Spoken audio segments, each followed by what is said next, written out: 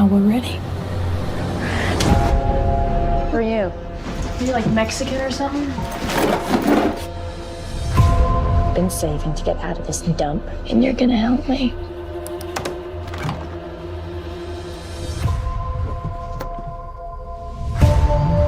Jimmy and I, we got a plan.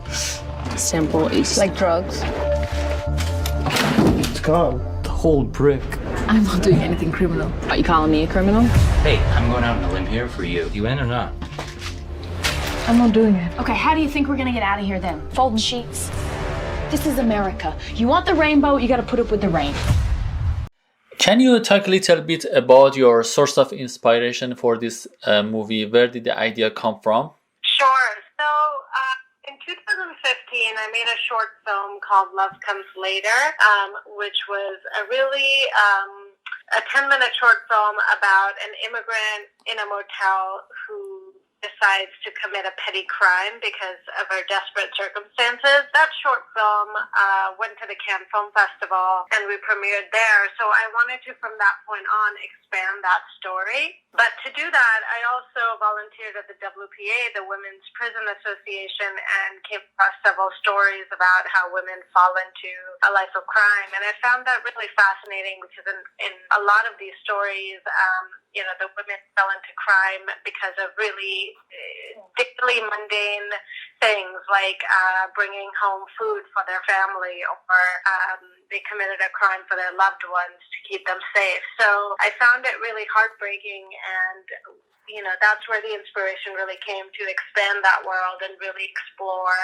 what it's like to try to be good within circumstances that are inherently flawed and inherently lead you to make some difficult choices. So that's really where the inspiration came, and that's why I wanted to have these four characters in Stray Dolls. Riz, who's a recent immigrant, Dallas, who is an all-American runaway teen from the South, Una, who's an immigrant as well, but she came when she was much younger, so she has many more opportunities than Riz, and then Jimmy. So I wanted to create these really morally gray and complex characters from all the research I've been doing. The last act, Act 3 of the film, which presents the final confrontation of the movie, followed by denouement, was quite interesting. The confrontation of Reese and Dallas with Jimmy and his mother for the closing of the film was quite interesting. I wonder if you can say more about your screenwriting choices in the last act of the film. Yeah, well, as your first question sort of brought this up a bit, I really wanted to create a narrative where the central characters are forced to choose to make some desperate choices.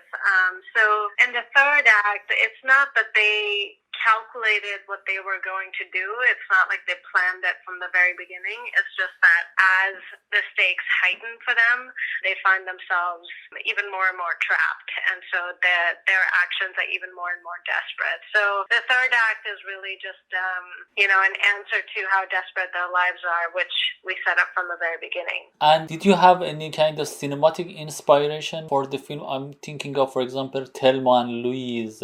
Did you have something like that in your mind when preparing the script? Sure. I had several filmmakers and films inspired me.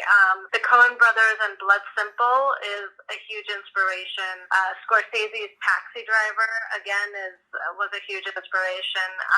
In both these films, the central character is pretty flawed, and the world that's created is really murky and gritty, and I was really drawn to creating a world like that and creating a central character who maybe we don't agree with all of her choices, but at the same time, there's enough empathetic qualities in her that we root for her. So Taxi Driver was a huge inspiration. I also love Wong Kar-wai and his visual style. And his film Happy Together is a story about these two, gay lovers in Argentina who are basically outsiders looking for love, but also kind of ending up in desperate places. And that film as well is a huge inspiration for this. We see Reese calling her mom back home and joyfully fibbing about her wonderful new life in America. What is the significance of this act for new Indian immigrant in US?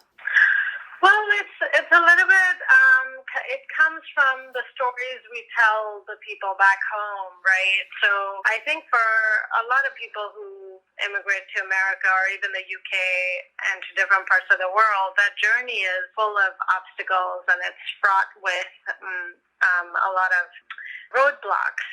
But I think the stories we want to tell our parents is that we're okay, right? I think every child wants to tell their parent, whether they're moving to college or moving countries, that it's okay, Mom. I made it here.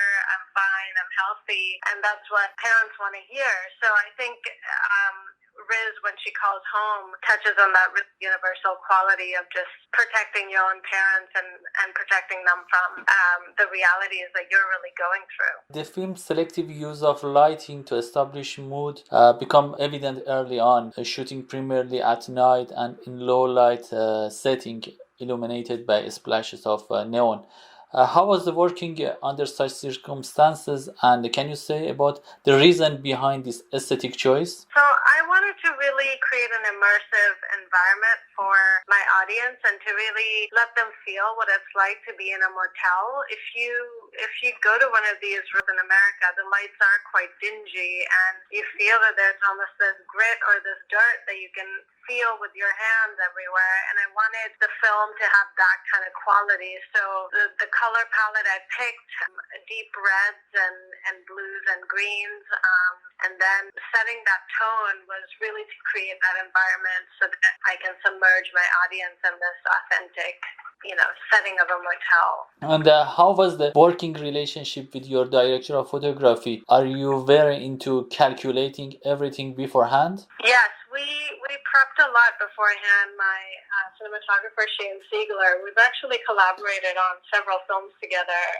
He DP'd my short film, Love Comes Later, which was at Cannes, which was the initial inspiration for this film, and then this. And a long-standing relationship of, watching a lot of films, discussing what we like, discussing the color palette, discussing what each scene means and, the emotional weight of each scene, and then how to best represent that visually. So we try to be as prepared as possible and make really specific choices with camera movement, with lenses, with the color palette. We worked really hard to create a camera movement that felt really viscerally connected to the characters, so that again the audience is really drawn into the emotion, and the film feels kinetic and visceral. So we worked hard at all of those aspects and really controlling light so that it gives the mood for this desperate motel setting. The performance in the film are quite powerful. How do you decide about acting in a film? What is a good acting for you? That's interesting. I think Elia Kazan said, if you're acting, it's not good, right? So I think by that he meant that what we want to see on screen is truth. No one wants to see an actor actually acting or working on his performance. You kind of want to see it feel really seamless, and you want the actors to just portray something very real and very truthful inside of them.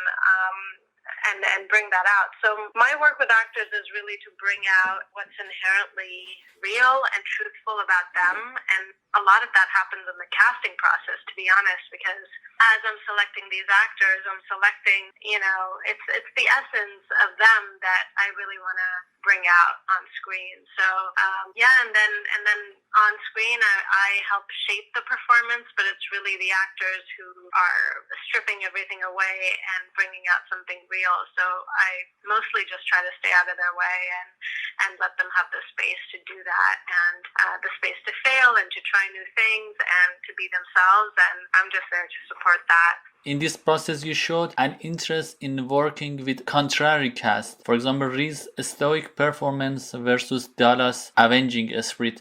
I wonder if you can comment also on this aspect. Yeah, we Charlotte, my co-writer, and I wanted to write these two characters, Riz, who's a recent immigrant from India, and Dallas, who's an American teen runaway from the South. And we wanted to make them really different from each other. You know, they're from different cultural backgrounds, they're from different socioeconomic backgrounds, but yet they come together. Their personalities are very different. Dallas is sort of explosive and bombastic and unpredictable, and Riz is much more, like you said, very stoic and calculating, but she is also fearless. So I wanted to start these characters off at opposite ends, but then have them come together and really travel across, you know, to meet in the middle. So yeah, hopefully they're different. They're on opposite ends of the seesaw, but hopefully they're complementary, and we like watching them because of it. It was your first feature film. How did you manage to secure the funding for the film? Yeah, the funding was a combination of private equity and film grants. We were by the Tribeca Film Institute and the Jerome Foundation. We got several grants. So it was a combination for the funding. The film was supposed to release in theater, but with coronavirus, your plan has been changed. What was the overall impact of coronavirus on the film and its reception, you think? Yeah, I mean, our film releases tomorrow, so I can't speak to you know, what the exact experience is like, but I will say that it was disappointing when we heard that our 5-city theatrical was going to be canceled because of a first-time filmmaker, you know, seeing the film in a theater with an audience. It just symbolically means a lot because, you know, we filmmakers, we make films to have a conversation with an audience. So it was disappointing at first, but then, you know, thinking about the times that we're in, I'm also realizing that everybody is at home and watching things on their phones and things on their laptops, and I think if it's good storytelling, it's going to stand out. So I do feel really proud that we made a great film, and I hope that audiences can discover that. And the idea that I made this film to have a conversation with an audience, hopefully that still stands, because yeah, I'm hoping we'll still find that the film will find its audience. We can leave this place. We start over. Where would we go?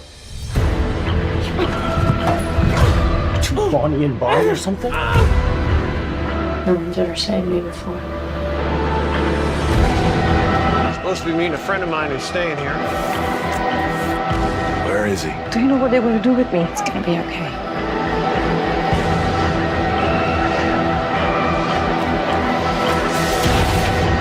Where's the car?